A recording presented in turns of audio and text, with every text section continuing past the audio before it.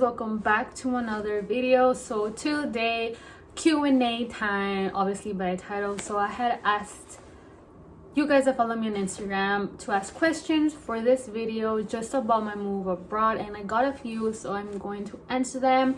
And as always, I talk a lot. I don't want this video to be super long, but we all know that'll probably be a lie. So sit back, relax, get a snack, grab your lunch, grab your dinner, whatever it is, and let's just get into the questions. First question: how much did other people's opinions affect your decision of moving? Ooh, this is a very good question. Thank you for asking that.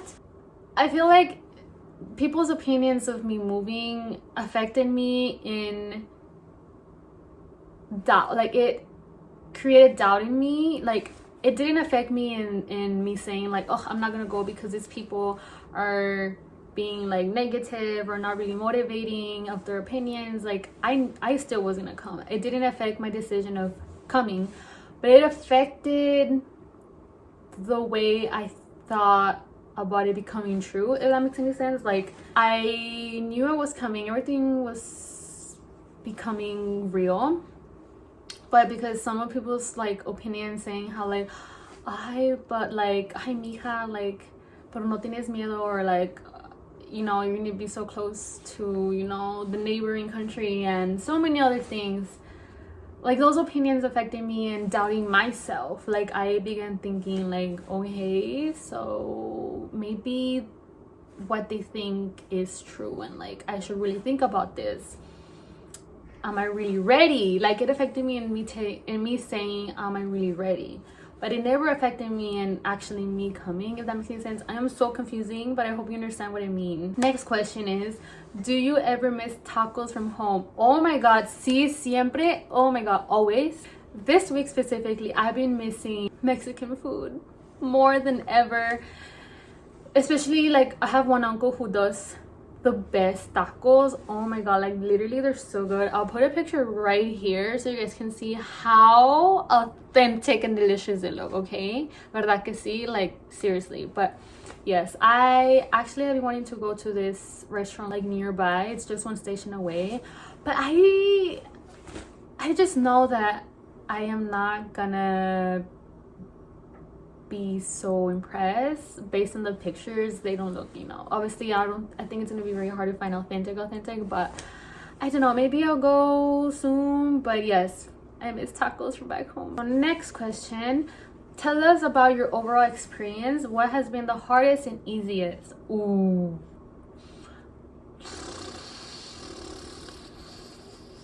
my head right now is like okay, so the easiest, I think it's just the fact that I don't have to worry about rent. Like, obviously, if you guys didn't know, when you're a teacher, an English teacher here in Korea, your rent is paid for. So, and thankfully my school deals with that. Like, I don't have to go to the bank and pay it myself, like actually go and deposit and everything. Like, they just withdraw it, so I don't have to deal with that, which is great. So that's been easy, just the fact that my school is handling everything in that aspect. So it's been easy just to come to my apartment and do what I gotta do. The hardest has just, I think this week I realized that it's just been hard. The fact that I can't just go to my family whenever I need them. Like, as mentioned, like this week specifically, I've just been missing home more. And yesterday I just got triggered more because it was my grandma's birthday, and you know, everyone was there together and all the cousins took a photo together, and I was not there, and it just, I was feeling really lonely. And time difference, you know, it's just hard. The fact that I can't just run to my parents, I can't just go to my brothers and be like, okay, let's watch something together. Like, if I feel alone right now, it's just like, okay, I'm alone here, and I can just go for a walk on my own. And because the friends that I've made here, like my closer friends that I've made here, are not in the same city. I can easily travel to them, but not like after work, because it's not good for my rest. But I think those are the easiest and hardest right now that I can think of, but there's many more. What was it like financially? How were you able to afford a change like this? Okay, so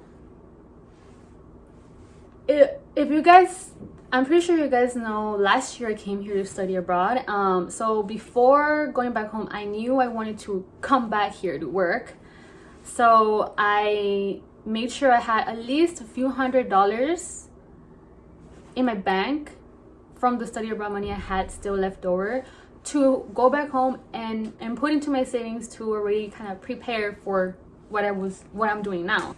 So basically, how I was able to do this financially is saving. I knew I wanted to do this, so I started saving, because when you come, obviously all the paperwork is money. When you come here, sometimes you need to pay for your flight and then your school reimburses you, which is what my school did. So thankfully, I already had money saved for the flight. I already had money saved for all the paperwork. And then before coming, I, fundraised. I did a GoFundMe, and I just raised more money, because I knew that for the first month and a half maybe living here, I would need money, like money to be stable and everything, and to buy everything needed for my apartment and for a prepaid SIM card and all these different things. So I was able to afford this change because of how much I saved. Definitely just have money saved before you do such a big change, because you gotta be ready for anything. Is it dangerous to live alone in South Korea? I think wherever you are, it's always gonna be like, you never know where you are, the place that you're in. It can be dangerous. Everywhere has its dangerous and safe things, if that makes sense. But South Korea is known to be a safer country. If you just look it up, it is considered a safer country, but obviously things happen. But I can tell you, so far I have felt safe living here. Like, I can go walking like at night when it's dark and I don't feel unsafe. Sure, sometimes I see a group of men in a corner talking or drinking, and I'm just like very cautious. But overall, I have been feeling safe. What's the thing that you wish you knew before you got there? I honestly can't really think of something so much. It's because I've been here before, as I said, to study abroad. So a lot of the things that I wish I knew before, I already knew because of my last experience here, if that makes any sense. Next question, is it hard to make friends? Yes and no. I think it depends how you are. Like, if you're more willing to reach out to people first, then I think you should be fine. But if you're more of like very reserved and like you just always think like we have to meet a certain way and everything, then I feel like it might be hard. But I think, like, for example, I've been able, thankfully, to make a few Korean friends that I've met on like apps. Just one, Hello Talk. If you guys have heard about it, it's like a language exchange app, and I think it's one of the apps that I trust more. And I say quote unquote because in any app, even if it's a language exchange app, there's going to be the creeps, there's going to be the weirdos, etc, etc, etc. But I've met a local friend from there. I met another one that's in Seoul that she's been great. We still talk. I still talk to both of them. And I've met a few other from other parts of Korea, but obviously we haven't been able to meet because we're far from each other. But so it's been easy in that aspect, because online I am very talkative and like social online. So like it's easy for me to just reach out to a person and be like, oh hey, how are you? And I just start conversation from there. In person, I haven't met no friend in person, only one, but she came up to me. It was in the subway, and she's another foreigner. She was just like, where are you from? We exchanged numbers and we met up, and thankfully we got along well. So it's easy, like if you're the one reaching out and using like apps to your advantage, you can use like Bumble BFF. I've met 3 other girls from there. So there's many different ways. Obviously it's probably easier to make foreign friends here because you speak English and you feel comfortable because they're someone else like you here. And making Korean friends may be a little bit harder. Well, at least it has been for me, obviously, because language barrier. Like I only know very little basic. Like I can begin a conversation and then stop because I don't know more. But thankfully the Korean friends I've made have been great, and I met them through an app. So yes. Next question is, do you think you'll be extending your contract? And that is from my brother. Hello brother, how are you? my dad has asked me this, my brother and another friend, and I'm just like, whoa, I've really been here 2 months. Nada más he estado aquí 2 meses y ya me estás preguntando. Even though it's been 2 months, I am still learning about my like teaching ways and stuff, and like so far I've enjoyed teaching, but I still don't know if I will want to do it for another year here, or maybe, I don't know, maybe I want to get another visa. I don't know. But as for extending contract, I think that is up to when I finish my contract next year. If my school offers it to me, then maybe I'll consider. Or maybe if I really enjoy just living here, maybe I'll try for another year and look for another position in another school. I don't know.